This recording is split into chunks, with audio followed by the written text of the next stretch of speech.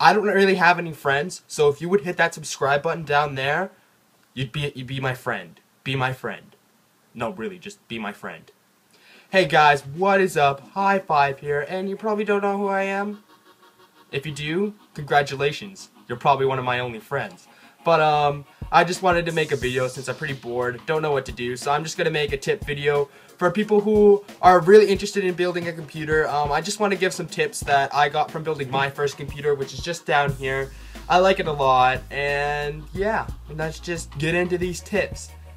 Tip number 1 is find out how much money you have. It is very important to find out how much money you have to build a computer, because if you go into these next steps without knowing how much money you actually have, it could really screw up when you go out or go online to buy your computer, because you're gonna go to the checkout and you're gonna be like, oh, like 50 bucks over. You're gonna be like, holy shit, what am I gonna do?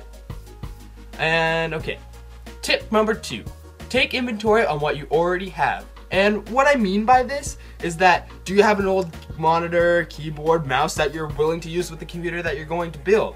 Because if you don't have all the necessary peripherals for your computer, you're going to have to buy them. And when you buy them, that goes into your budget.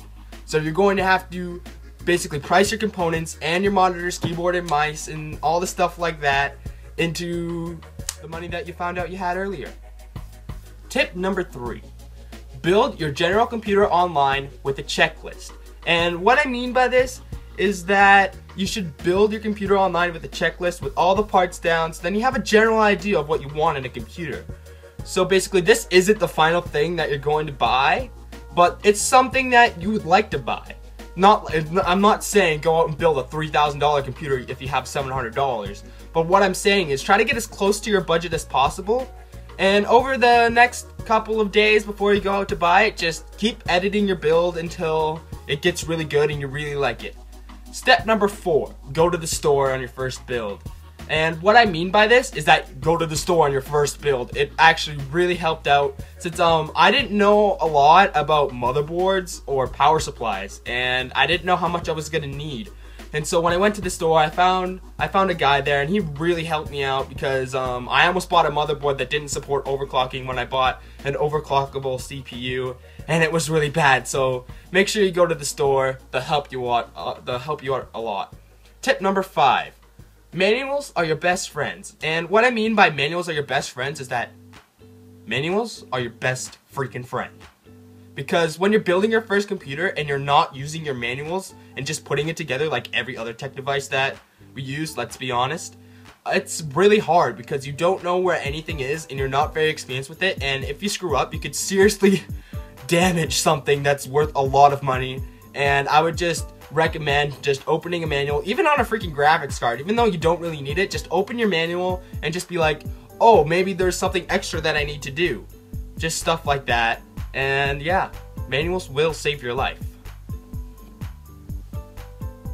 Tip number 6, building your computer. This is just gonna be some general tips on building, so yeah. First building tip is don't be afraid to push. And what I mean by this is that some components in computers require some force. I'm not meaning like hammering it in with a freaking hammer, but I mean like they are going to require you to push a little bit harder, like RAM, your graphics card, I think that's about it. All your PCI cards are going to require some force. Your power pins, your fans, and stuff like that. The only thing that will not require any force at all is your CPU. Freaking put force on your CPU, and I'll kill you with this AMD stock fan. I'll freaking make you lick it, and I'll poison you with thermal paste. Why did I say that? Like, why would I poison you with thermal paste when I can just hit you? I'm not saying, okay? This is what happens when you don't have any friends. Okay? We good? Okay. Alright, I think this is where I edited in the part of the end of the video. So if you like the video and you want to support a new YouTuber, hit the subscribe button down below. Become my friend, because I don't really have any, so I want some friends. Please. I'm desperate. But also make sure you click the like button if you enjoyed the video. You don't have to subscribe, but if you click the like button, like it. Or do a thing where you come back and check back next week for a new video. Okay, thank you for tuning in. I will see you sometimes. I don't know. Peace.